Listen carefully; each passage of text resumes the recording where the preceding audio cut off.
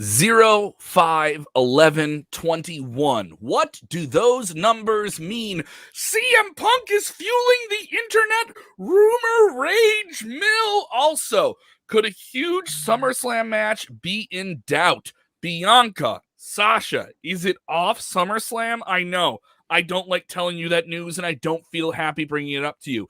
AEW Rampage had its debut episode. How did it do in the ratings? Is it going to become another game changer for All Elite? We're getting into all of it on today's episode of Sportskeeda Wrestling Top Story of the Day. Watch out, watch out, watch out, watch out. Watch out, watch out, watch out, watch out, watch out. What's up, everybody? I'm Kev Kellum. Joining me from Florida, the state that is very living in 2019. They are so 2000 and late. But that's okay. That's another story in general. Jose G with us back on the show. Jeremy, our game show host, if you want host with the most. We'll get into that. We will get into that before the end of the show. If you haven't seen it, our SummerSlam Trivia Showdown between me and Rick Uccino is up right now on demand. Very entertaining. If you want all your summer throwback stuff, it's all there. I'm seeing some diehard Sportskeeda fans who checked out the show yesterday. That is up on demand right now. Even if you didn't watch it live, you can still play along and have a great time with it. Let us know what your score is out of the 25 questions that Mike wrote that Jeremy tried to read and then someone else answered before he finished reading. We're rewriting the rule book for the next trivia. Let's get into the news, though. Let's get into the news. A lot of people joining us here. If you're with us for the first time, go ahead and hit that like button, react to the stories in real time, and get your comments on screen in real time about these huge stories. CM Punk is the man of the week. The destination of expectation is astronomical, Jeremy Bennett. It is Friday, United Center. Over 20,000 tickets have been sold. His name hasn't even been advertised, but the rumor mill is really driving this whole thing. This will be the second edition of AEW Rampage on TNT, their new TV show they just launched this past week. We'll get into the rumors for that, but Punk has made it even more interesting with a very, very curious Instagram story that he knew would go viral, that people would screenshot, and that is exactly what he did. He's working the mill, all right? He is really churning the pot, and there's a whole lot cooking in there. 05, 11, 21. This is fairly easy to break down. I wouldn't mind some people showing their ideas. Joseph saying CM Punk showing up at SummerSlam. I'm going to say no. I say it's not happening, but hey, crazier things have happened, right? So break it down. What do you guys think it is? I know what it is. We know. Obvious. We know. We talked about this in the chat. We know what this is. Yeah. For anyone who doesn't, so let's break this down. 05, 11, 21. So summer of 2005 was the first quote unquote summer of Punk, in which Punk put himself into this position of being a game changer, going from one wrestling organization to another. He went from Ring of Honor, won the title on his way out, and turned heel on the organization, and then left a babyface. Hey, beat all in a matter of 3 months. Beat Austin Aries, wasn't it, back then? He beat Austin Aries for the title, and it was known that he was going to WWE at the time. Then aggravated the Ring of Honor faithful when he signed his WWE contract on the ROH World title. Very underrated move there. I wonder when an AEW executive like Tony Khan or a WWE executive like Bruce Pritchard are going to do that same thing. Someone's going to take that idea. Someone's going to take that idea for sure. Shane? So like the people watching from South Tejas, what's up? What's up? Shout out where you're watching from, especially if you're watching for the first time. Hot. SP3 Muy caliente. Pica que pica. Yeah, and then of course 11 is Money in the Bank 2011, when he was supposed to leave WWE and change the culture of wrestling and take the title from John Cena. Money in the Bank, one of the best WWE matches of the last 20 years.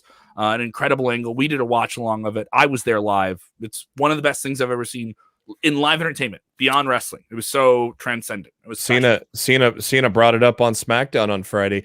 Told Roman Reigns he might even blow him a kiss on the way out the door. Which was a great line. Oh, that was great. It was great.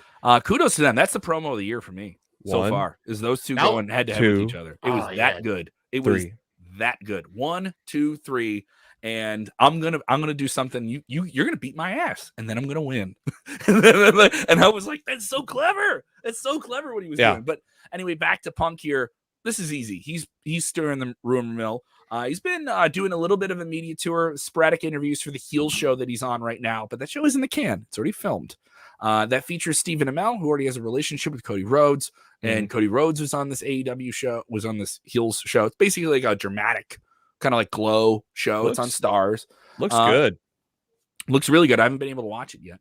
Yeah. But I'm of the thought, if he doesn't show up on Friday, they're in trouble. Like, I would say this would be the biggest dropping of the ball at the 1 yard line. But why would they be in trouble though? Because they've never even confirmed it. All they've been doing is teasing. AEW is driven by their fans, like feverish rage to devour something that feels like big time wrestling that they feel is an alternative. And the most alternative wrestler who's ever been a mainstream talent is CM Punk. Tony Khan said the fans know what to expect when it comes to this Friday. He is basically saying the fans are expecting Punk to be there, and Tony Khan is saying, just confirming that Punk is supposed to be there in the minds of the fans. Expect what you're expecting. And Khan is saying, expect what you're asking for, and what Punk is teasing all along, and Punk throwing all these references. He was throwing wrestling references out during his MMA commentary this weekend as well. And if it doesn't happen on Friday, why? Is all we're gonna say. Why do all of this if it isn't? And then also, I would say it sets a bad precedent. Yeah, because the idea is that AEW let you talk, and they had Darby Allin go out there and tease it. Yeah, and they know that their fans are really, really smart Mark fans. That's what their audience is. This is what TNA wanted to be like 10, 15 years ago, is this big time alternative that scratches all these itches, right? And plays things in a way that isn't mainstream like WWE does. Yeah, it's going to be WWE. It's just different, right? It's going to be very interesting to see where on the card for Rampage on Friday is that Sting and Darby Allin against 2.0 matchup. It's got to be the last match. Or is it first Chicago? Or do they open up and grab all of that SmackDown audience right off the bat? I think you know what, you're right. I'll go with you. I don't mind the pivot there. But if you want to get a full quarter hour already and tease something's coming for an hour, it's a lot easier to do than do a 2-hour TV show. You know? Yeah, and it's that is the smart way to do it, is to just drag it out the whole hour and just kill us for a whole hour. Just the last 5 minutes. Just give us the last 5 minutes. I mean, literally, just kill us. I mean, it's gonna kill us the whole hour. But they're like, you're fiending for some CM Punk. Give me my CM Punk. Give me that Pepsi Man. I want that Pepsi Man. Give me that Pepsi Man. So a lot of people saying we're fanboys who are saying he's going to AEW. Don't worry, we'll be talking some WWE in a little bit. We're used to that WWE AEW tribalism stuff. It's okay. Yeah, tribalism. And Timothy Thompson saying all this Punk talk has killed it for him, so he's not a fan of the move. Just wait till you hear Cult of Personality, then you're going to be jumping out of your couch. Yeah, or even if you don't like CM Punk, just watch people react to it. Even if you're not a fan of the guy, just enjoy other people being happy. For me, I think that's the most entertaining part of it, is seeing the full reaction from everyone. Even though I absolutely love Punk, but I think hearing the reaction is going to be the more important part for me, because people have been wanting Punk since he left in 2014. And now that we're going to get him, people know they've been teasing it for weeks on end. And it's going to be mighty loud. Well, so like Matt was saying, that tag match is on Dynamite, not Rampage. So I guess I don't know what the lineup for Rampage is then at this time.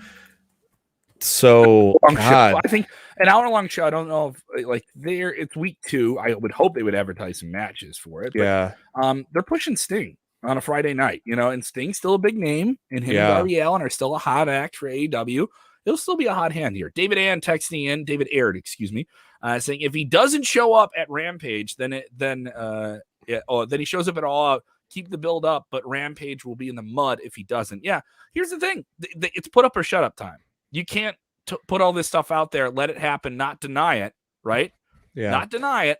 Yeah, AEW if he wasn't coming at this point, they would say it. AEW's page, AEW's event page for Friday blank. They have nothing announced for Friday as in terms of matches. That Sting and 2.0 match is actually on Wednesday. So yeah, they're just frickin' open with Cult of Personality. So it's going to be a 1-hour foreplay for CM Punk's return. Oh, it's going to now. Yeah, that's what's going to happen Friday night. We're just going to have 1 hour of foreplay. Yeah, because I thought that match was on Friday all along, and if now that's going to be on Wednesday. Because I think I first heard that match on Rampage. I thought that was going to be for next week's Rampage. So now that's going to be for Dynamite. Nothing announced for Rampage.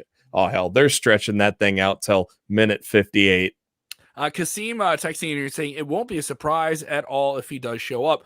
Here's the thing. I don't think at this point it's about the surprise. It's about paying off the anticipation. And that pop. Oh, boy.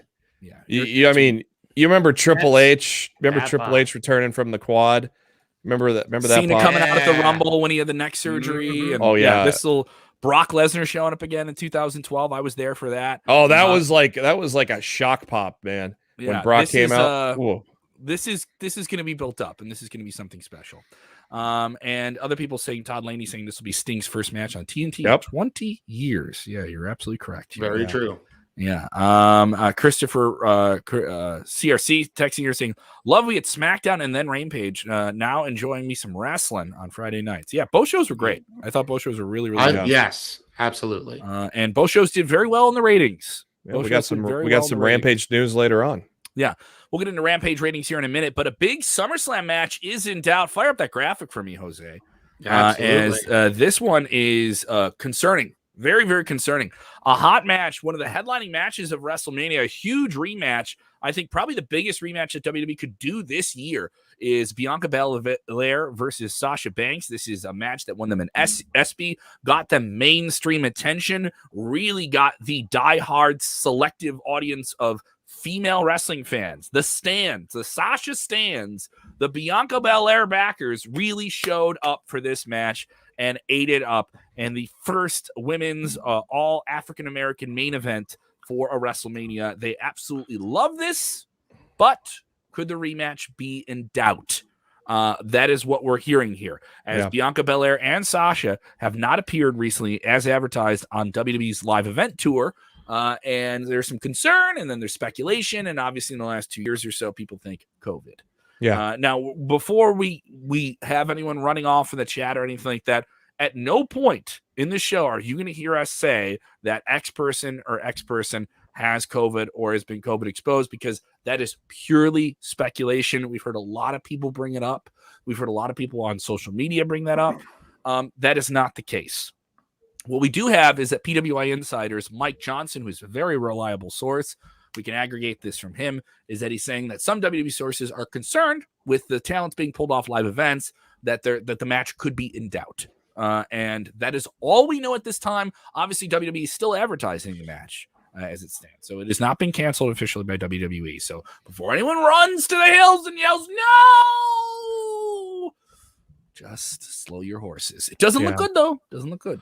It doesn't, especially, because over the weekend, both Sasha and Bianca weren't at any of the live events, even though they did post some social media stuff. I think Bianca was at home and Sasha was doing, out and about. Yeah. But they weren't at any of the live events, not at the Super Show on Sunday or the other live event they had on Saturday. So I really don't know what this could be, guys. I don't know if there's some type of underlying injury or some type of illness. I have no idea what this might be. You want to take a crack at what it might be, Jeremy? I mean, what do you think? I don't know. And also in that Mike Johnson report, he also mentioned that Vega and Carmella did not work those events either. So that's true. They may have just pulled the women in general.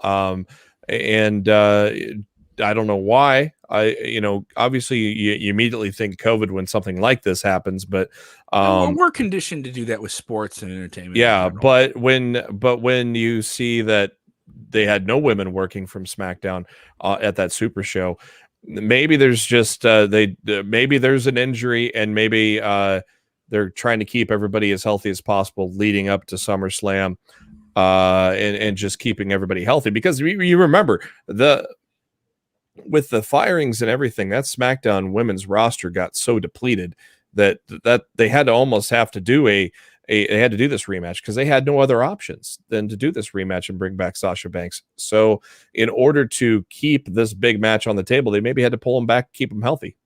Mm-hmm. It's a possibility, especially since last month when we had Money in the Bank, Bailey got injured right before the pay-per-view, and they ended up doing Carmella versus Bianca on a Friday night SmackDown. So I don't know. Could this be a curse of the SmackDown Women's Championship? I hope not. Yeah. But let's just hope it is what you're saying, Jeremy. Where they may just want to get home, rest off before the big match on Saturday. Yeah, or if it's a COVID exposure protocol. You never know what that is. If someone's just been around it and it isn't clear, it is a concern. Delta variant's going to be there. I don't think I'm speaking out of turn when I say this. Someone at SummerSlam is going to be exposed to COVID.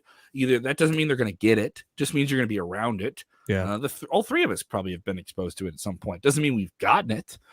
So I'm just saying in general, as we bring this up here, and that is a concern and everyone rushes to it, at no point is Sportskeeda telling you that anyone involved in this story has COVID or has been exposed to it. Yeah. We just understand that's a widespread speculative point. Yeah, it just said quote unquote unforeseen circumstances. So BELAIR was with family, so maybe somebody in her family was sick or passed away. Why bring out Sasha if we're not going to be able to work the match? And those are the two people that are working with each other. Yeah, they just said BELAIR was with family.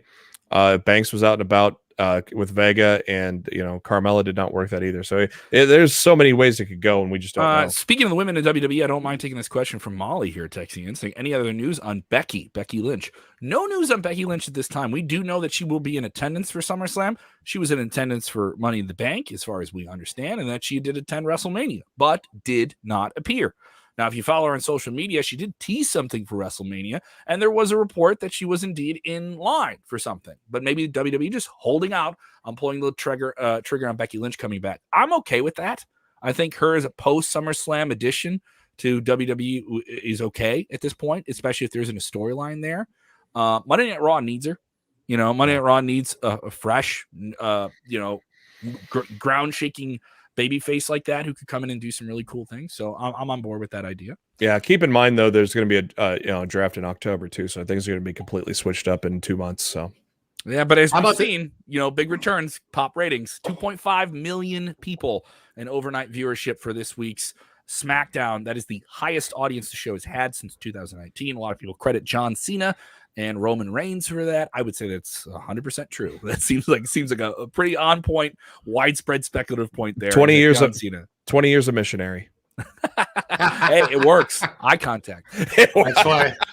That's why Nikki Bella left him. That's why Nikki Bella left him. It's about the intimacy, Jeremy. It's about the intimacy. 1, 2, 3.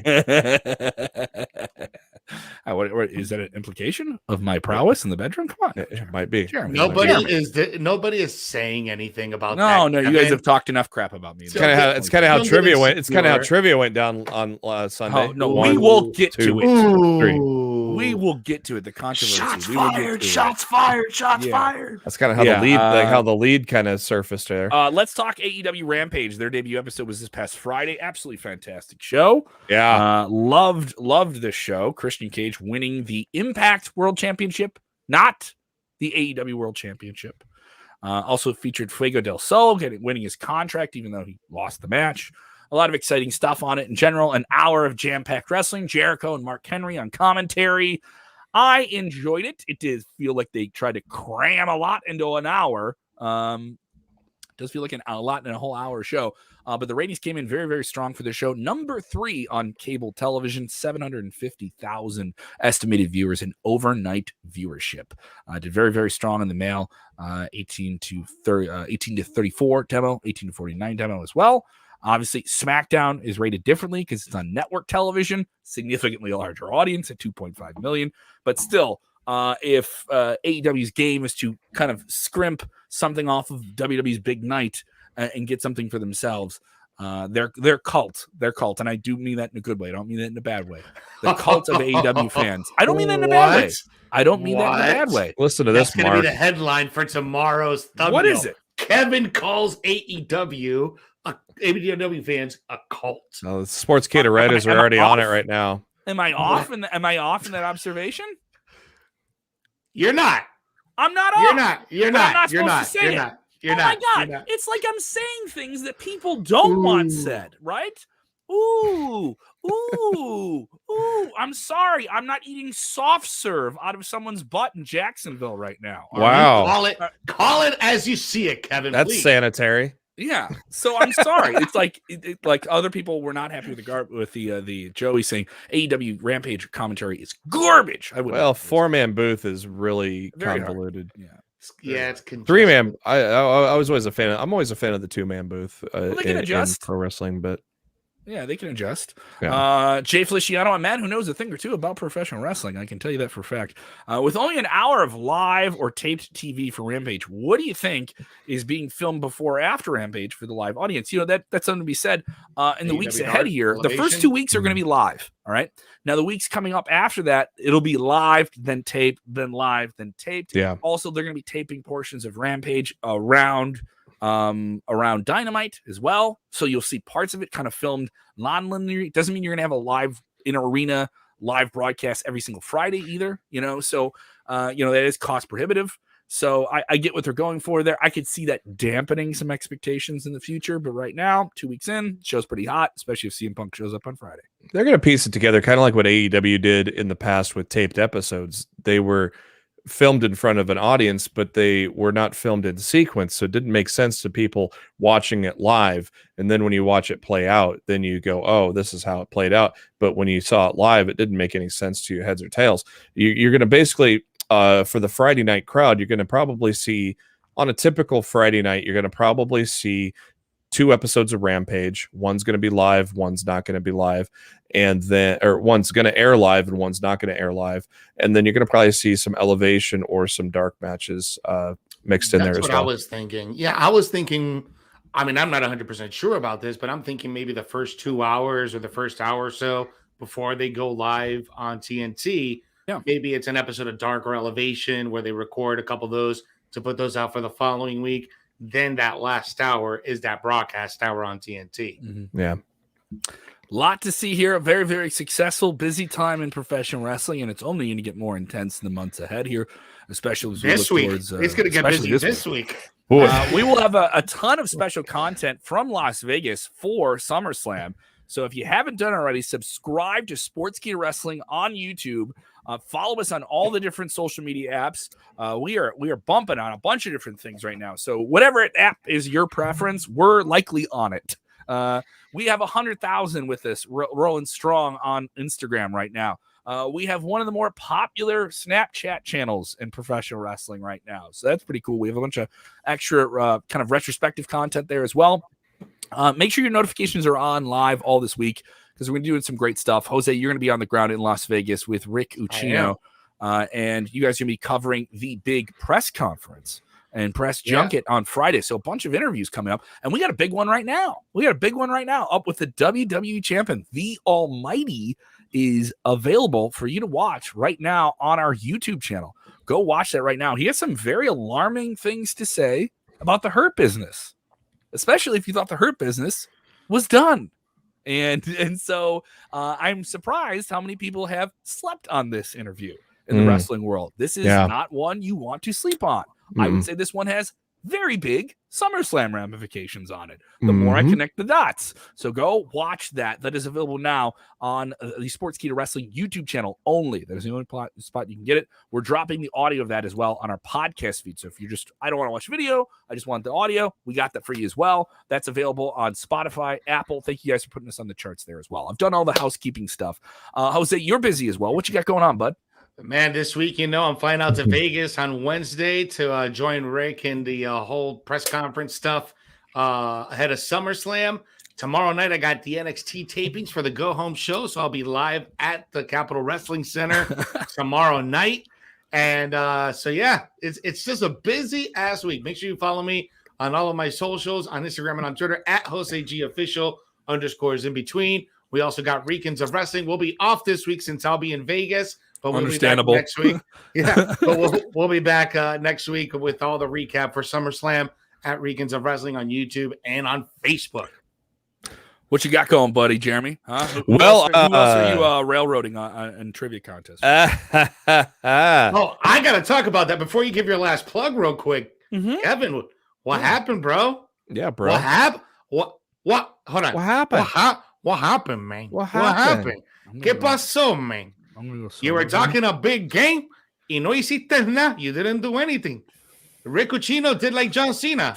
1, yeah, 2, all week, 3. All week, Rick said he was going to get his face beat in, and like Cena said, and okay, I'm gonna go solo, guys. Give me a minute. I'm gonna go solo. Guys. Give me a minute. I'm gonna go solo. Oh, let me take off this. Get this off the screen, Jose. Get it off. Promo time. I have poured my heart, my soul, and my sweat. I've lived in front of a curtain for the last 5 months. Hours and hours, minutes and minutes, all hours of the day, pouring it into this microphone for you, the Sportskeeda wrestling viewer. I gave you everything. And then you just treated it like another thing to throw on your trolling bonfire. Well, guess what? The next thing that goes on the fire is Rick Ucchino's fat ass. This will not be tolerated. I will not be disrespected. I will not allow it. You know what, Jeremy? Jeremy, why don't you get back on screen, Jeremy? Yeah, get me back on screen there, Mr. Controller Man. I'm just the host. You're just the host. Is that true? Yeah. Is that true? Just the host, yeah. You're just the host. Bob Barker. You and Rick joking about him sending you Venmos during the show. I'm a comedian. I know what jokes are. I'm from Chicago. You don't think I know how to pay someone under the table? Everybody's got a price. Listen, from the guy that was watching from the outside, because I was out of town most of the day, I came, I did some stuff for y'all, and I watched the trivia from outside. So I'm looking, and I lost the last one by a very close margin, actually very similar to what Rick beat Kevin by. You beat me by the same amount of points, Kevin. So you know what? I want my retribution. I'm calling you out, Rick Ucchino. I'm calling you out, Kevin. Triple threat, extreme rules, trivia. The challenge and the gauntlet has been laid because I will not be denied. Extreme rules, three-way. Extreme rules dance. Three-way dance. The gauntlet has been laid out to Rick Ucchino. We got ourselves a Mexican standoff, ladies and gentlemen. He better fire up that cigar, man. He better fire up that cigar. Good for him. Oh, Lordy. Yeah, what happened yesterday was a travesty. I noticed what happened. I'm not going to call it out, but it was a travesty. I saw what happened. I'm not alone. I saw what happened, and it was a travesty, and the rules will be clarified in the future. Yeah. Trivia. Yeah. Now there is a rule. Now there is a rule in Jeopardy where Alex, God rest his soul, and now Mike or Mayim have to finish the question before you can buzz in. So now that will be a new rule. Oh, that's a rule now? Now it's a rule. Well, I didn't think it would have to be a rule in the past. I didn't think it would be a point of contention, but now you guys are mind. I didn't realize we'd have mind readers in this game. The turnbuckle pad wants a contract signed. I want it in writing. I want a Google document that says I'm not going to get hosed by your little games, Bennett. Now, by your little games. My game. Listen, we're going to have to talk to the powers that be when it comes to this contract signing and to the rules of this triple threat trivia challenge. Because remember, I'm not the referee. Mike is the referee. Mike is the guy on the zebra stripes. That's the guy who we need I am merely the host. Yes. And we need to make sure that if anybody buzzes in before the question is off, either they get a point deducted or they get disqualified after 3 buzz-ins too early or something like that. Now, with 3 people... I'll say this, no matter what. It was really, really entertaining. If you haven't watched it, was funny. It was please go watch it. If you enjoy me getting very, very upset about things, and I was legitimately upset. I am still legitimately upset. You will be entertained by this. Rick Look who joined. What is this? What is this? Look who joined. The champ is here. The champ is here. Ba ba da ba. It's on the screen. We're back to solo. All right, Rick. It's like that. It's like that, Rick. Okay. You know what? It's like that. And that's the way you get it. Okay? The way you want it. It's the way you get it. You get what you put out into the world. You see this finger? All right. See it? You're going to get it, buddy. You are going to regret this. You're going to regret this so much. Back to wrestling questions before we sign off here. Yeah, one quick thing before questions. I'm gonna probably propose we might need to get a little flags, maybe a little some visual cues. A little visual yes buzzer for you guys, for three of you competing, like little tongue depressor with some paper and whatever your symbol may be. You know, CM Punk has a the CM Punk has a Pepsi symbol. You guys can create your own symbols, and then you raise your flag to buzz in. And if I can't figure out who buzzed in first, we'll have Mike with the zebra stripes on make the determination for this three-way dance we have before Extreme Rules. Kev, back to the line. I want SP3 at Extreme Rules. Oh, so you just get to name your contenders now? Oh, you don't get to name your opponents, Rick. What? Who does he think he is? I think a three-way dance between the two guys that are 1-1 and Rick Ucchino, who's 1-0. I think that's the logical next step. In there. I don't mind bowing out. I think SP3. I don't mind bowing out. SP3 could. No, Kevin. No, you can't be bowing out like that. I think not after Chicago, that promo. Bro. You're from the south side of Chicago, bro. You can't be backing out like that. You're right. You're right, dude. Not after that promo. I'm going turbo right now. Over the top. Over the top. All right, guys, we gotta quit. Turn around. We gotta finish the show. On, we gotta boys. finish the show. Spark plug is on right now. Boom. All right. Get that. All right, you ready for questions? Get that grip. Get that grip. Let's get a couple questions in because we got to finish up this show for today, guys. Let's wrap it up here. I just elbow drop. Rick saying, "Why should I face two losers?" All right, Rick. That's a little much here. Paul Savage with the question here: when will WWE go to having more developmental leagues for newcomers? Just look. Those have gone on to Raw and SmackDown. Piper Niven and other names need Ohio Valley Wrestling again as a major league and developmental leagues. Well, speaking of that, that's going to be called NXT. A lot of people saying that WWE NXT is going to be treated like a completely developmental program in the weeks ahead as it moves on to a tape show. I don't know if it's exactly clear because it still is in conflict with what they have as a TV program. It still needs to be a first-run TV program. Andrew Zarian of the Matman Podcast, Wrestling Observer, reporting today that USA Network executives are not too happy if NXT is treated as a quote-unquote developmental program. Yeah, if the rumors are that it's going to revert to a tape show, USA not happy. And I'm going to tell you, when these contracts come up again, WWE is not going to be swimming in cash like they were when they re-signed those deals earlier. Thomas with a pretty good question here. Who has the best promo in wrestling right now? Who's the best talker in the business? Roman Reigns has been really entertaining for the past year. MJF is absolutely incredible. Really knows how to stir the pot. Who are you guys enjoying right now? Babyface, probably Cody Rhodes. Heel, MJF. I like Roman Reigns. Does kind of get the same though, where MJF does kind of mix it up quite a bit. Cody really knows how to draw emotion from his promos. I gotta say though, MJF for 25 years old to be able to do what he does is just completely impressive. Agree. I mean, MJF is definitely ahead of his time in the business. But I gotta say, man, I really like what Seth Rollins has been putting out for these last few weeks with this. You're right with Edge. Yeah. I think this is probably some of Seth Rollins' best promo work since him being a heel with the Authority. So because his Seth freaking Rollins and Burn It Down face was okay as a baby face. It wasn't bad, but I felt like his promos weren't as strong. He's always been a stronger heel promo. So I think what he's doing right now with Edge is absolutely fantastic. I think he's taken the Messiah gimmick and evolved it, and evolved it to a character that's just become this megalomaniac, and the suits are just tremendous.